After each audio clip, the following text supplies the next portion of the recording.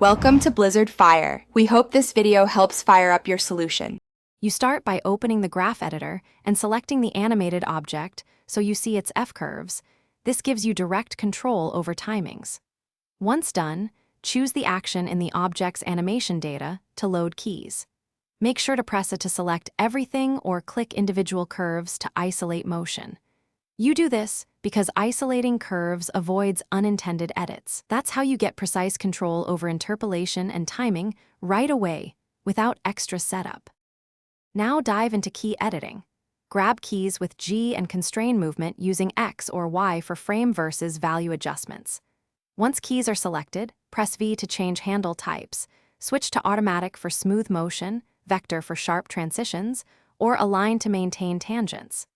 Use the T menu to switch interpolation between Bezier, linear, and constant depending on the motion you need. These handle and interpolation changes alter the curve's shape, which is why they directly control easing and realism in your animation. Finish by fine-tuning amplitude and timing. Scale key groups with S to increase motion magnitude and use smoothing tools for jitter removal. Once done, snap keys using Shift plus S or enable frame snapping to lock timing accurately. That fixes drifting frames. If something looks wrong, mute or hide individual F-curves to isolate the problem and compare before / after results. One quick troubleshooting tip.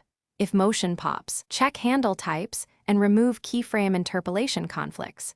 Switching to aligned handles usually resolves sudden jumps.